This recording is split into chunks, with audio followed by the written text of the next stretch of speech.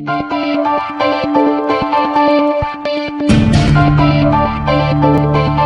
and welcome to A Spirited Debate. I'm Lauren Green. Well, today is the start of Passover, the Jewish high holy period that celebrates the Jews' exodus from slavery in Egypt. What does Passover mean, though, for Jews today, as well as for all people living under oppression? Here with insight is Rabbi Steve Berg, Eastern Director of the Simon Wiesenthal Center. Thank you. Welcome for being here. Thank you for having me. Well, explain, though, what are some of the traditions of Passover and the Seder and, the foods that are associated with that? What are some of the traditions of Passover? Well, the traditions go way back because it goes back to slavery from Egypt, and we were freed after hundreds of years of slavery. And so what we did was we created a holiday that basically teaches our children what happened, because we never want to forget where we came from. I think it's the most important lesson anyone can learn. So you have many traditions at the Seder. For example, we'll have the three matzahs, right? They're the flat breads that we use. The reason we use that because in slavery, they didn't have the time to let the bread rise, or that was rich man's bread. So this is what they call poor man's bread. This is just the crackers that people would eat in slavery. So we want to remember that. We eat bitter herbs to remember the bitterness that we had there. We have a mixture called haroses, which looks like the cement that, we literally, the Jews built the pyramids. That was what we did in slavery. So everything that we do is trying to tell our children, our families, and our friends, this is where we came from. And we can never forget where we came from. And that we spend the entire night just teaching the children. And the entire thing is focused at that next generation.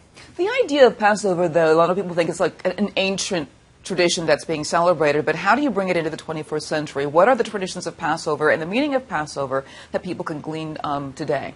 Well, I wish I could say that we live in a time where there is no suffering around the world, but there's constant suffering everywhere. So for us to remember that even though we may have a nice home, we may have a good job, and we live a good life, there are people around the world that are still suffering, whether it be under oppression, under slavery, under all kinds of issues. So we, every single year for over 2,000 years, have tried to focus to say this is where we came from, and as we look around the world, we can never, ever not stand up for the little guys, so to speak, to the people that are being oppressed around the world. So we do that in modern terms. We in terms of have little toys we may give out to the kids, and there's movies now that they've come out with all kinds of other tools. But in essence, we really want to remember so that we never forget where we came from and how we must help everyone out there. President Obama actually has celebrated Passover, has the Seder dinner, and he did something really unique there. Yeah, a good friend of mine, Jared Bernstein, who was a Jewish liaison at the White House, he told me, he sat at the Seder, and he told me that the most moving, spirited moment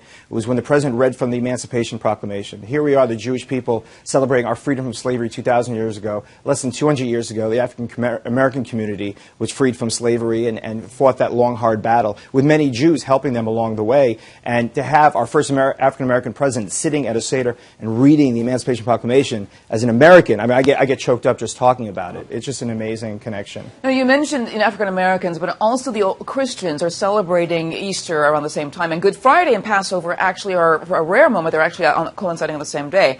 But Passover and Easter normally kind of intermingle, and a lot of people may not understand why. Can you explain why? Well, Christianity dates back to Judaism. In fact, it came as an outburst from Judaism. So there are many similarities that are there. And therefore, you have many times during the year, we may have things coinciding. For example, Hanukkah and Christmas and many other times.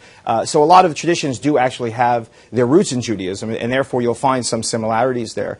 But, the Christians, within the last 24 hours, what we saw in Kenya, with the Christians being brutally murdered, that, again, right here, we need to make sure we speak up, Jews and Christians and Muslims, everyone, to speak up against extremism. That's what the Seder tells us, to really stay on our game, to speak up for everyone. That is really the oppression that's happening now, not only just Christians, but also Jews and any kind of religious minority. And so that's the lesson from this weekend. And with that in mind, I hate to even bring that up. Do you fear this weekend because this seems to be a time when it attracts terrorists, these high holy days? Oh, absolutely. I mean, in Israel many years ago, there was a Passover Seder bombing in a hotel.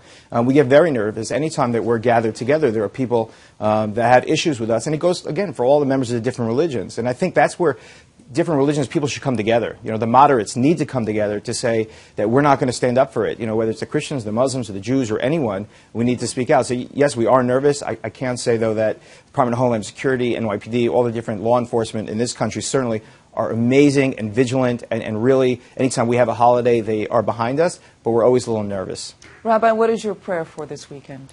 my prayer is that we learn these lessons and that we root out oppression all around the world, no matter who it is. It doesn't matter Jew, Muslim, or Christian. We just need to make sure that people are safe and that they can live their lives in safety and spirituality and focus on the future.